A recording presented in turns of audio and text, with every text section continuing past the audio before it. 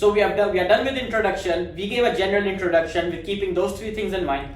Now we move on to the paragraph 2, which is just overall giving a brief overview of what we are seeing in a graph.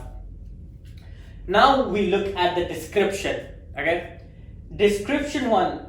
Now here you go. Now you have to start explaining. This is the example that I found on the internet, and I believe it's much simpler to explain this way. And I'm breaking it out for you so you are able to understand it well. And this is how you should go about writing your task 1. Now in description 1, you can say from 1990 to 2010, there was a significant increase in oil production in Saudi Arabia. In 1990, just over 8 million barrels per day were produced, and this rose steadily, reaching a peak of over 14 million per day in 2010. In contrast, the smallest producer was Qatar.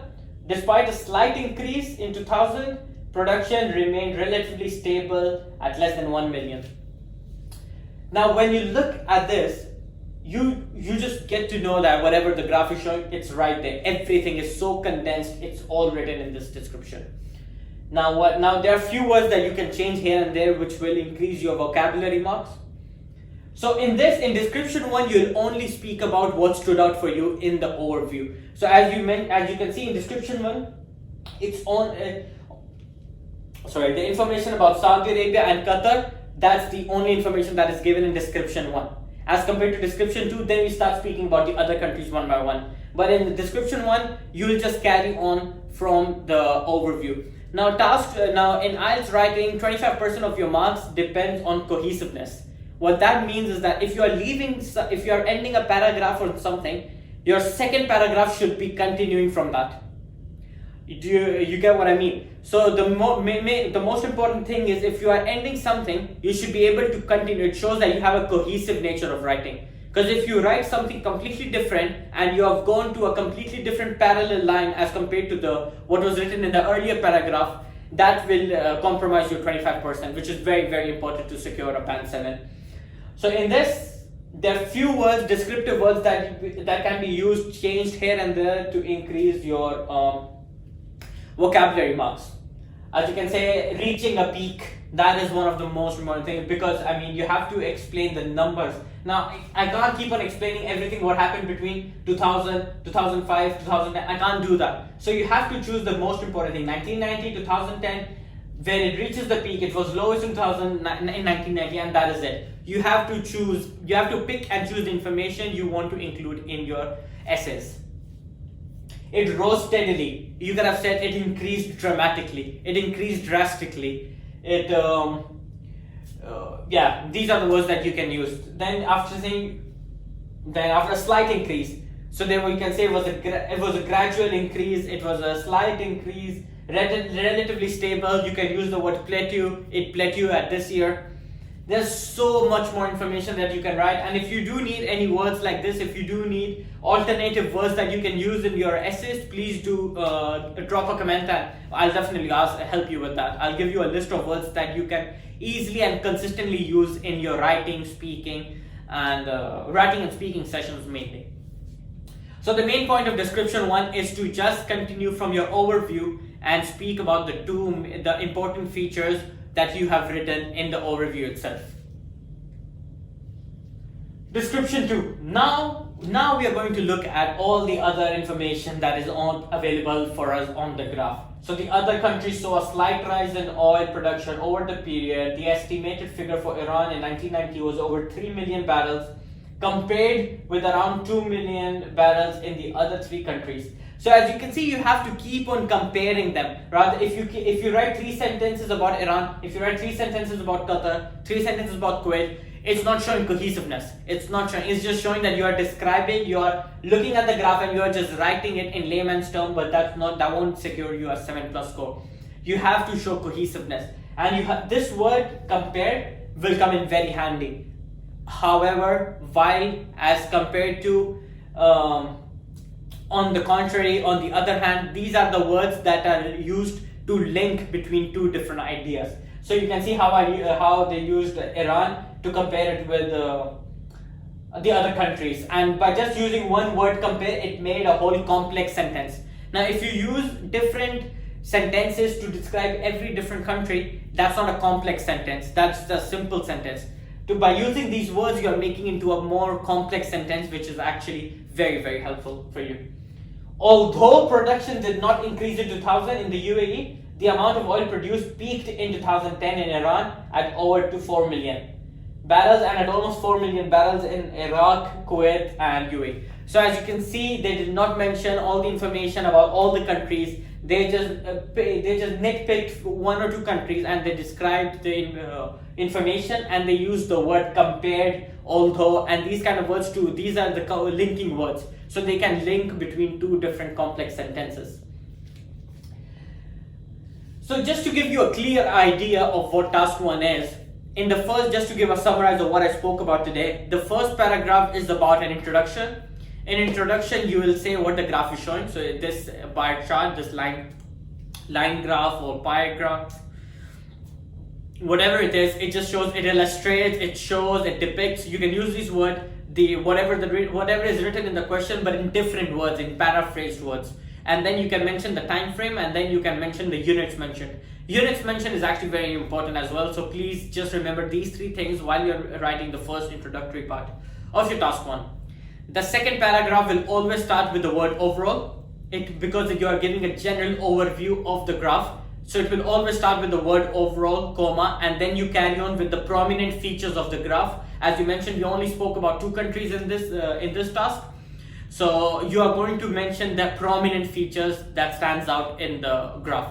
The third and the fourth paragraph you are going to use to describe, and make sure you do not use less than 150 words, and 160 to 180 words will be a good optimum amount of words to use in this task.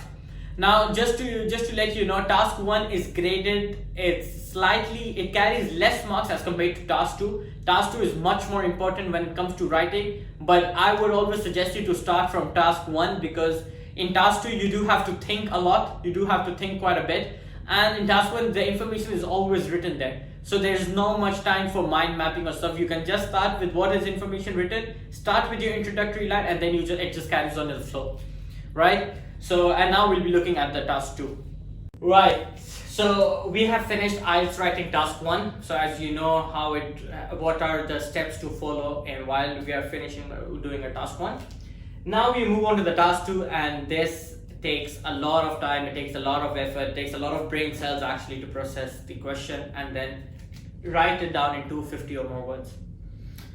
Now what I used, basically how I went about task 2 is, first I read the question. Now just to give a small overview of what is expected in a task 2, task 2 is more about agree and disagree type of questions. So a certain topic will be given. For example, I was reading this one topic on the internet a few days back. It said that a big salary is important for job satisfaction. That was the topic. And then they said that, do you agree or do you disagree? To what extent do you agree, disagree? Completely describe it in your words below. That is it. That is it. So as you can see now, the first thing after reading the question is I'll make a mind map. I'll make a mind map as to what I have to write. Now one thing to remember in task 2 is you are not graded for your opinion. Even if your opinion is wrong and it doesn't really make sense, it's completely fine as long as you can put it down well in the right words using the right amount of English as it's needed to secure a band 7. So what I mean is please do not think that your opinion might be not seen properly. It might not work out. Don't think about that. Opinions do not matter in task 2. What matters is how you portray your opinion, right? So the first important thing to make sure in task 2 is as well, you do not write less than 250 words. 260 to 28, 280 words, 26 to 28 lines is the optimum words you need to write to secure a band 7. And please, there's just a format. Just keep on writing and putting information in that format. That is it. That is what it is. That's why I'm here, just to describe you the format and how you're going to fill in the information. For task 2, the first thing after reading the question, I'll make a mind map. I'll write it on a small rough paper. I'll write two reasons why I agree with the statement, 2 reasons why I disagree with the statement. Okay, just two. We do not need more than that. And I went about it in a different way. Many people said that you have to write everything about why do you agree, why do you disagree, what are the reasons that there's just so much information you cannot write it, right? So just pick up 2 points, explain them well, put it in the format, and you'll be fine, right? Let's have a look at on what basis are they grading you during a task 2 writing session. Task achievement. To what extent does the examinee address all parts of the task with a fully developed position, inclusive of fully extended and well-supported ideas? As I said, there are just 2 points, 2 ideas that you are going to be putting. First of all, you have to make sure that do you agree or do you disagree towards a statement. What is your opinion about it? First, you need to think about that, and then only you can continue with that. And how well you put it down in those 260, 280 words, that's what matters to get this 25% of the marks. The second 25% comes from cohesiveness. Does the candidate logically organize the information and ideas? Is the entire essay cohesive? As I already mentioned this in my previous video as well. If you are finishing a sentence, let's say in the first paragraph, your second paragraph should continue with that. It should continue. It should look as a natural progression, natural change, rather than bringing up a complete different idea. Now there are few linking words that you can be using for this. I'll be talking about that as well. But please link your paragraphs. That is what important. If you are writing in 4 paragraphs, link them. The second one should be linked to the first one. The fourth one should be linked to the third one. The third one should be linked to the second one. Cohesiveness matters a lot. Please do not write complete different opposite thing in one paragraph and then complete opposites in the second paragraph. You will mess up the whole cohesiveness, the whole paragraph, and probably that's your dream of band 7 gone. Just by not being cohesive enough. Third point is lexical resource. To what extent does the examinee use a wide range of vocabulary and accuracy? Now this is the 25% where you get to show off your writing, your vocabulary, your English skills, right? Now, just to keep this in mind, if you can use the linking words properly and if you can use the formation of complex sentences properly, it shouldn't be a problem. But please do not keep on writing words and paragraphs and essays that you yourself don't understand. If you do not need to know the meaning of a word, please do not use it. It can be used in some other context and it will completely go against you. So please do not try to use high, fancy, difficult words if you yourself are not comfortable in using them. But there is an opportunity to completely show off your vocabulary skills in this, and you can get a good score by using not a lot, but a couple of like 5-6 say difficult words, or I would say fancy words that I'd like to say, and you can get us 25%. And the fourth and the last 25%, the last quarter, is grammatical range and accuracy. Does the examinee use a range of grammatical structures accurately? Well, what this line means is, do you have command over how you're using the punctuation? Do you know when to put an exclamation mark, a comma, a full stop, a semicolon? Do you completely know about it, the information that you're putting, how to phrase it in different sentences, and how to use your grammatical resources to achieve what you're trying to achieve? That is the most important thing. Using the punctuation is very important when it comes to IELTS. And please, one red flag in IELTS writing is please do not commit spelling mistakes. If you do not know a spelling of a word, and if you think it's kind of risky to be using that word, completely ignore the word. Do not use that word in your essay, because spelling mistakes are a big red flag when it comes to IELTS writing session, right? Please do not write less than the amount of words that are required, and do not mess up the spellings. That is extremely important. With that being said, this is the structure of how your task 2 should be.